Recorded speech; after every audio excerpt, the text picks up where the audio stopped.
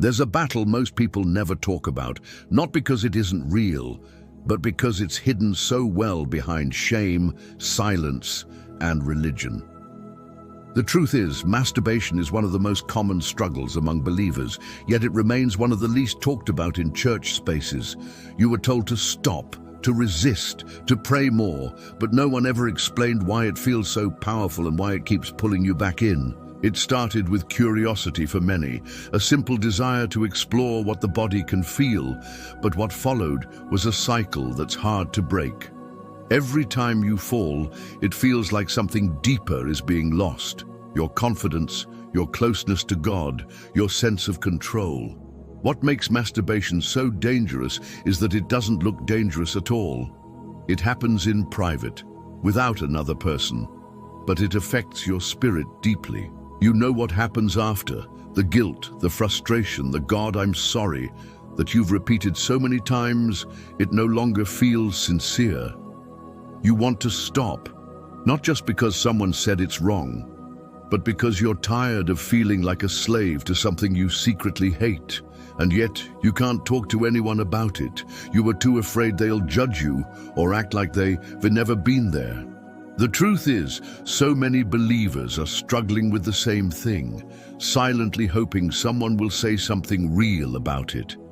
The enemy uses that silence to isolate you, convincing you that you're the only one failing while everyone else is holy. But this isn't just about your actions, it's about your appetite, and the more you feed it, the more it demands. Masturbation feeds off secrecy. It grows stronger when you're stressed, lonely, or tired, and it always promises comfort it never fully delivers.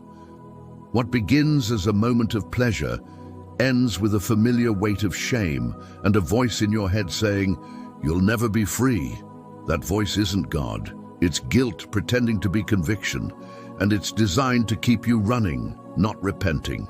At some point, it stops being about lust and becomes a response to emotional pain. You're not just feeding desire, you're medicating a deeper wound. You scroll through social media, see an image, feel a spark, and before you know it, you're locked into a battle between conviction and craving. And when it's over, the silence is louder than ever. The high disappears, and you're left with the same ache you tried to escape. This isn't just a bad habit, it's a spiritual battle. And the enemy's greatest weapon isn't temptation, it's condemnation after the fall. Masturbation trains your body to want pleasure without intimacy, climax without covenant, escape without healing. It numbs your sensitivity to God's presence, not because He leaves you, but because your heart slowly starts to harden. Worship becomes harder.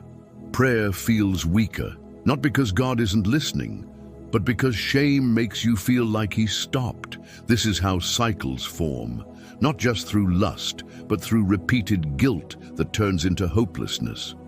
You start to believe that this is just your struggle, your weakness, the sin you'll never fully conquer. And that lie becomes a chain. You settle, you adjust, you hide, you perform. But deep down, you miss how it felt when your spirit was free, when your worship was pure, when your heart was unburdened. This isn't just about sex, it's about freedom.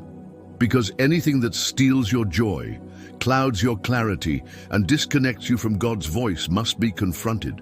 You're not perverted, you're not beyond help. You are just stuck in a war that most people are too afraid to admit they were fighting too. And the truth is, you don't need to be perfect.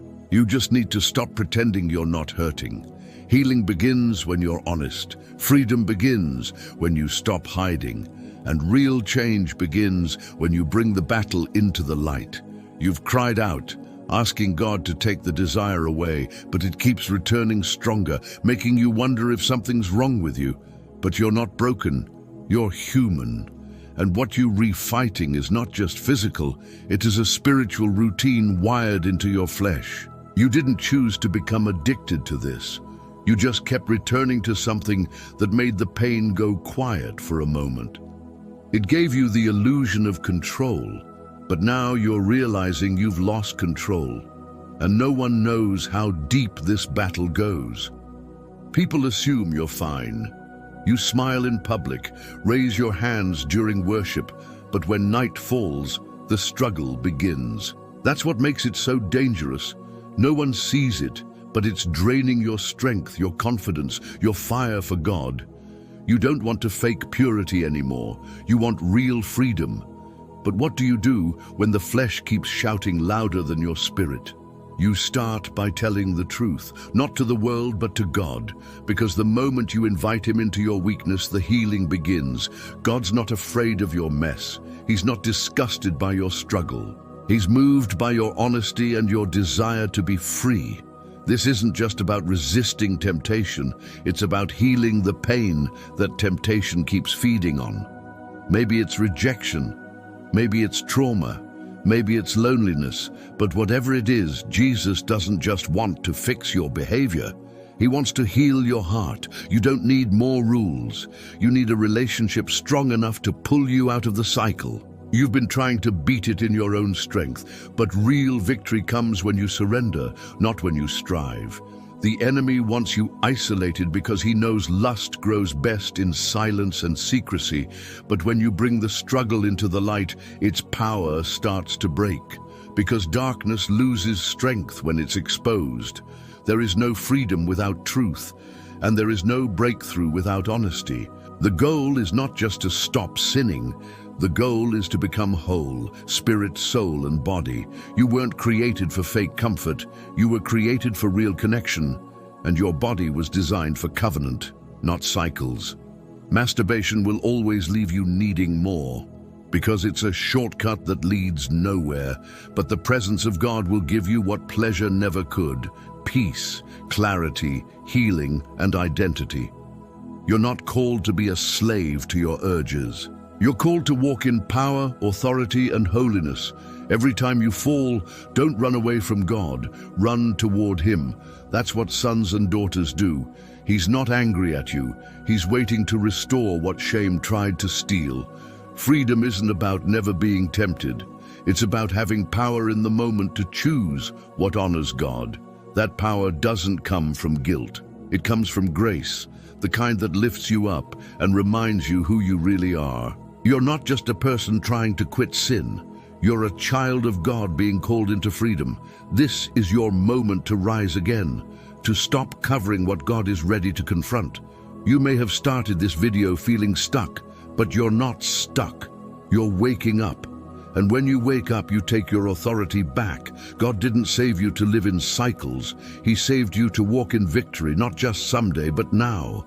You can't do it alone, and He never asked you to. This is your invitation to let Him carry what's been too heavy for too long. So let the healing begin. Let the chains break. And let shame lose its voice in your life for good.